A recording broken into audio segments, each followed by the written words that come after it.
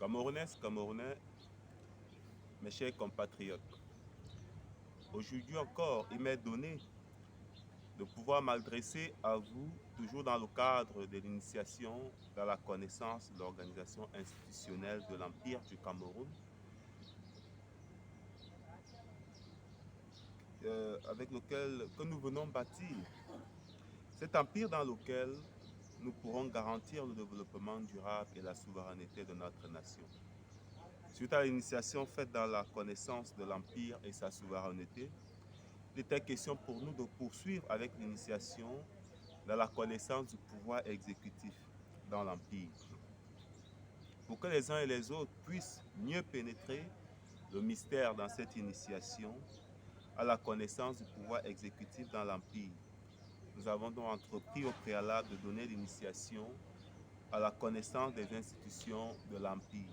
Ainsi, après le passage sur les enfants de l'Empire, l'institution suivante sur laquelle nous allons développer est le centre d'initiation. Notons avant tout qu'un enfant de l'Empire qui est reconnu comme tel conformément à la spiritualité ancestrale du peuple noir consignée dans Bible Kalatambales, la seule Bible authentique sans erreur ni contradiction, et les institutions, c'est dans notre projet de société que nous avons consigné dans ce document-ci, en attendant qu'il soit tiré pour être rendu public. Donc, Bible Kalatambales est la seule Bible authentique sans erreur ni contradiction. Donc, l'enfant du peuple est lié à l'Empire par la vision commune de tout le peuple noir qui est de faire s'incarner dans toutes les manifestations de la vie spirituelle, culturelle, sociale et sécuritaire le règne, la puissance et la gloire de l'Oba, le seul et l'unique créateur de toutes les réalités visibles et non visibles. Donc, pour connaître c'est quoi la vision commune à tout le peuple noir, je vous invite à retourner dans une vidéo précédente que nous avons faite au sujet de l'Empire et sa souveraineté. Cette liaison à l'Empire lui confère le droit d'être intégré dans les centres d'initiation. Les centres d'initiation sont des zones de réalisation spirituelle, culturelle et socio-culturelle apprêtées par les comités dans les quartiers et les communes d'une région pour l'initiation des enfants de l'Empire dans toutes les branches des sciences et secrets des ancêtres initiés en chef consacrés dont l'histoire est relatée dans Bible Kalatambale. Nous allons apporter plus d'éclaircies. Il est dit, les centres d'initiation, ce sont des zones de réalisation. Avec le nouveau modèle économique que nous apportons et que nous appelons le fraternalisme, il ne s'agit pas de... On ne parlera plus de production, comme production des marchandises ou alors production des biens et services, mais nous parlerons de réalisation conformément au modèle, au mode de mise à disposition de ces produits des réalisations qui peuvent être appelés peut-être, on va dire, les produits de la production dans le modèle capitaliste. Donc, les centres d'initiation sont des zones de réalisation spirituelle. Zone de réalisation spirituelle, une zone de réalisation, ça peut être une école, donc, ou alors on va parler des centres d'initiation comme, on va dire, les églises et bâtis. Ce sont donc des centres de réalisation spirituelle, là où il y aura des personnes qui vont initier les enfants, les jeunes, les aînés, ceux de tout âge dans la spiritualité ancestrale du peuple noir, consigné dans Bible Kalatambale. Les zones d'initiation culturelle, ici là c'est donc l'ordre royal. Comment est-ce que le royaume est organisé? Quelle est la culture que tous les Noirs doivent partager? Bien sûr, cela est extrait de Bible Kalatambale pour permettre aux uns aux autres de vivre dans la sainteté, de vivre la vie de l'esprit, ou alors de marcher sur le chemin de la sanctification, marcher continuellement sur le chemin de la sanctification. Cela également s'apprend dans les centres d'initiation comme les écoles. Bien sûr, également, les zones de réalisation socio-culturelle. Socio-culturelle parce que l'initiation spirituelle et l'initiation culturelle que les uns et les autres reçoivent dans les églises et même pas les églises, bon, on va dire oui, les églises, les synagogues, les temples, et les initiations culturelles qu'ils vont recevoir dans les écoles, il faudra mettre cela en pratique. Et comment mettre cela en pratique, notamment dans les initiations dans les sciences de l'alimentation, les sciences de la santé, les sciences de la construction. C'est dans les centres d'initiation socio-culturelle, dans où les uns et les autres vont se faire initier dans différentes branches de la vie socio-culturelle pour pouvoir être intégrés dans la vie active. Donc avoir une occupation quotidienne qui lui permet de bénéficier du bien-être et du confort en tant qu'enfant du pays qui est actif dans la société. Donc cela est apprêté par les comités. Les comités, ce sont des organisations mises sur pied dans les quartiers, de sorte que tous les habitants du quartier puissent, dès leur naissance, puissent être intégrés dans la vie active, c'est-à-dire que puissent être pris en charge par les parents d'abord, ensuite par les organisations, pour que leur insertion soit automatique dans les zones de réalisation, de sorte que leur vie soit, puisse se poursuivre dans la vie, donc de la formation en grandissant jusqu'à leur intégration dans la vie active sans interruption. C'est à cela que vont servir les comités. Mais au moment de parler des comités, on pourra apporter plus de précision en ce qui concerne les comités, comment ça fonctionne, qui est à la tête des comités, comment est-ce que cela est organisé. Mais ce qu'il faut retenir ici, c'est que les comités, qui sont également des centres d'initiation, tout comme également des zones de réalisation, sont des institutions qui permettent le suivi de l'évolution de l'enfant dans la vie sociale. C'est-à-dire que dès la naissance, il va évoluer sans jamais avoir d'interruptions qui sont connues aujourd'hui sous le terme de chômage. Donc dans les quartiers et les communes. On a les quartiers et les communes. Pourquoi? Quartier commune d'une région. Parce que en fait, l'Empire sera subdivisé en zones territoriales. La plus petite division du territoire sera le quartier. Après le quartier, l'ensemble des quartiers vont donner les communes et l'ensemble des communes vont donner les régions. Les régions seront rassemblées dans les aires culturelles et toutes les aires culturelles vont constituer le royaume. Donc pour l'initiation des enfants de l'Empire dans toutes les branches et sciences des secrets des ancêtres initiés en chef consacrés dans l'histoire relatée dans Bible Kalatambale. En ce qui concerne les sciences et secrets, on aura le domaine de l'alimentation où il y aura l'initiation sur deux branches, la nutrition et les breuvages. Donc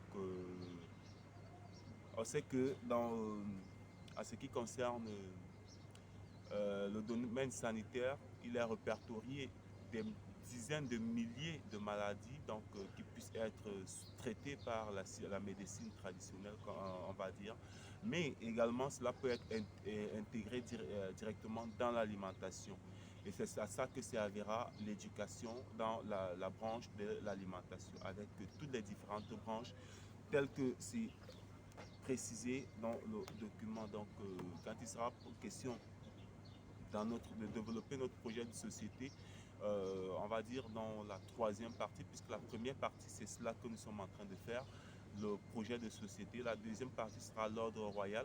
La troisième partie, ce sera le mode d'échange. Et la quatrième partie, si l'OBA le permet bien sûr pour tout cela, ce sera la macroéconomie. Comment est organisé l'État, la comptabilité dans l'État pour manifester la stratégie ou alors la géostratégie, notre vision géostratégie, comment est-ce que le Cameroun sera vu dans le monde, les relations avec les autres États.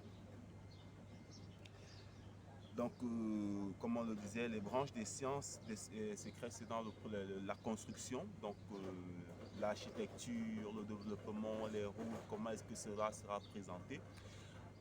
En dehors de la construction, il y a l'éducation. L'éducation ne sera pas pareil que cela est développé dans les États aujourd'hui. Ce sera modifié, donc on aura l'éducation sociale, l'éducation culturelle. Tout sera développé et également l'alimentation, on aura, comme on avait déjà dit, les breuvages et la nutrition. Donc l'accès aux initiations culturelles. Quand on parle d'initiation culturelle, on parle d'initiation dans les valeurs culturelles, donc la construction du modèle d'homme, la destination culturelle des enfants du pays, la spiritualité ancestrale. Tout cela fait partie, ce sont les différentes branches de l'initiation culturelle. Donc, je vais reprendre. Pour ce qui est de l'initiation culturelle, on a les valeurs culturelles, le modèle d'homme qui sera également présenté, la destination culturelle et la spiritualité ancestrale. Donc l'accès aux initiations culturelles, c'est là qu'on vient de développer, et aux initiations socio-culturelles. Quand on parle d'initiation socio-culturelle, on parle des mœurs sociales, le mode de vie des initiés en chef consacré tel que c'est consigné dans Bible, Kalatamba et la seule Bible authentique sans grande contradiction. La destination sociale, ça également sera présenté dans les différentes branches d'initiation et aussi les branches et sciences des secrets des ancêtres initiés, comment est-ce que les pyramides étaient construites. On va revisiter tous les programmes, que ce soit les programmes de mathématiques, les programmes de physique, les programmes de chimie, puisqu'il y a beaucoup de valeurs qui ne sont pas établies dans dans la vérité, donc on va dire les définitions qui ont été données. Il y a beaucoup de contradictions, beaucoup d'anomalies, beaucoup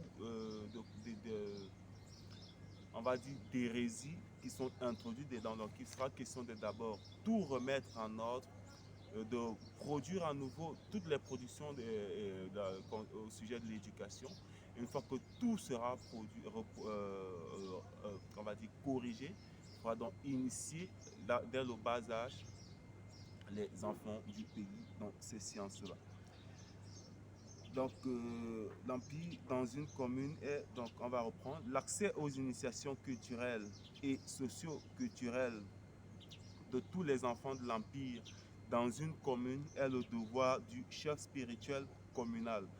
Donc, plutôt on va voir les précisions dans ce qui, dans l'institution qui est appelée le chef spirituel culturel, puisque c'est également une institution. Mais ici, on peut déjà dire que le chef spirituel communal est celui qui est à la tête de la commune, donc à la tête du clan. On sait qu'un clan est formé d'un groupe de quartiers ou d'un ensemble de familles qui sont organisées en quartier par un lignage filial.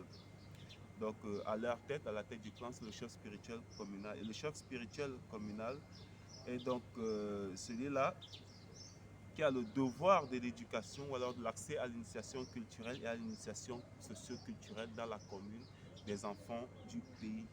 Le devoir de leurs parents est de les faire accéder aux initiations spirituelles dans les centres d'initiation dédiés en leur transmettant les valeurs qui s'émanent de la doctrine de Djoki Saber, issue du verbe de Loba, créateur unique, vrai et véritable. C'est-à-dire que l'enfant du pays à la naissance, il est d'abord à la charge de ses parents qui vont donc lui transmettre des valeurs, un ensemble de valeurs qui seront donc transmises aux parents pour qu'eux-mêmes ils transmettent en retour ces valeurs à leurs enfants. Une fois que leurs enfants auront reçu ces valeurs qui leur seront transmises, les parents également vont transmettre ces valeurs-là à leurs enfants.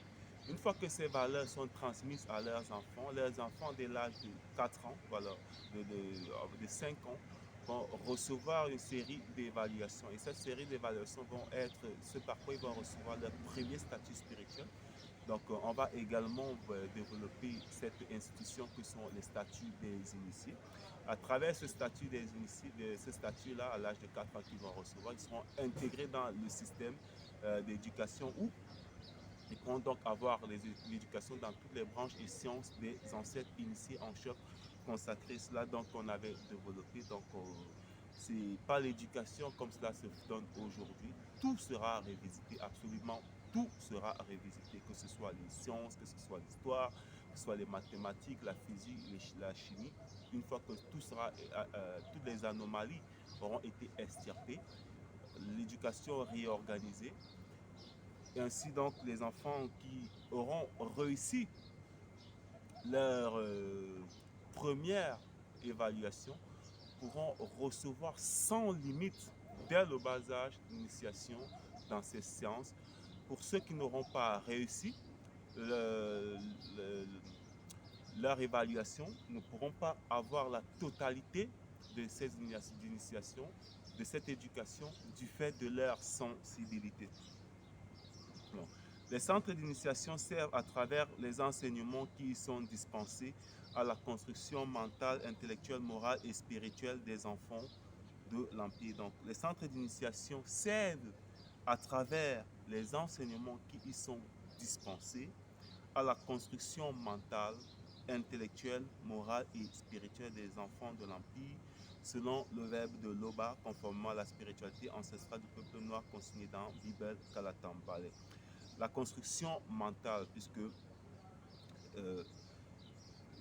chacun, ils pourront donc avoir l'initiation sur leur véritable nature, les différentes consciences dans différents plans pour leur réarmement mental. Donc intellectuel parce qu'ils seront initiés dans les différentes sciences, les différentes branches une fois qu'elles auront été corrigées. Moral parce qu'ils seront initiés dans l'ordre royal qui sera rétabli, et spirituel parce qu'ils seront initiés dans la spiritualité ancestrale du peuple noir consignée dans Bible Kalatan Bale. Alors, comme centre d'initiation, on distingue les temples, les synagogues, les arènes, les zones de réalisation, les sites naturels, tout lieu possible mis en place par les comités dans les régions. On a vu que les comités, ce sont donc ces organismes ou alors ces organisations qui sont mises en place pour permettre le suivi des enfants du pays de leur bas âge jusqu'au reste, durant toute leur vie, pour les permettre de poursuivre leur existence sur le chemin de la sanctification afin de manifester la vertu et la droiture des entités du grand ordre des choses. Donc, ces comités seront mis en place par les comités de la région. Le comité de la région, c'est donc l'organisation régionale qui organise dans les quartiers et les communes les différents comités qui sont placés dans les quartiers et les communes, donnant accès à un espace disponible pour donner des enseignements selon le verbe de Loba, conformément à la spiritualité ancestrale du peuple noir consigné dans Bible Kalatambale. Donc, dans les centres d'initiation, les enfants de l'Empire y reçoivent des initiations spirituelles, culturelles, sociales et sécuritaires organisées par le chef spirituel communal, conformément à la politique culturelle du royaume, tenant compte des orientations souhaitées par le président du comité régional. Alors aujourd'hui, on vit dans le régime présidentiel. Le régime présidentiel a ceci de particulier, c'est qu'il organise le conflit entre les tribus, puisque les tribus organisent chacune leurs élites et envoient leurs élites dans l'arène politique afin de discuter des parts ou alors des positions dans le conflit, dans la gestion on va dire, du budget national dans le cadre des élections. Donc cela sera élidé, supprimé, puisqu'on n'aura plus de président qui gère l'État entier. Mais après être dépouillé de ses pouvoirs, il sera placé sous l'autorité du roi dans la région. Donc la région, c'est une tribu. Un exemple très simple, on va prendre une tribu comme la tribu des Douala. Il y aura le roi des Douala. Maintenant, le roi des Douala va s'occuper de la gestion culturelle dans la région, donc dans tout l'espace territorial occupé par la tribu des Douala. Puisque la région des Douala est organisée en communes, à la tête de chaque commune, il y aura un chef spirituel qui organise la vie socio-culturelle dans les quartiers de la commune. Et donc, les comités organisent les communes et les quartiers. Maintenant, chaque commune a des comités et des quartiers. Et à la tête de tous les comités qui sont organisés dans les communes et les quartiers, il y aura le président du comité régional. Et le président du comité régional est installé après une élection régionale. C'est-à-dire que les habitants de la région, peu importe leur tribu, pourront élire le président du comité régional qui va donc organiser la vie socio-culturelle dans la région. C'est lui qui sera donc à la charge qui aura la charge de tout ce qui aura un effet économique dans la région. Et donc c'est pour ça qu'il est dit ici. Donc le chef spirituel conformément à la politique culturelle du royaume, tenant compte des orientations souhaitées par le président du comité régional par rapport à son programme politique. Ça veut dire quoi? Nous allons développer une politique du royaume. Cette politique du royaume sera inchangeable, inchangée et restera telle, bien sûr, qui sera transmise de génération en génération. Puisque cette politique sera statique et que l'évolution est dynamique, les présidents de comités régionaux pourront donc développer leur projet de société. Donc, dans ce document est présentée la politique de l'Empire, la politique économique, la politique culturelle et économico-socio-culturelle comme une ossature, mais chaque président de comité régional aura son projet de société conformément à la politique culturelle et économico-socio-culturelle de l'Empire. Et donc, à partir de son projet de société, il pourra donc, s'il est élu, le déployer conformément à cette politique-là.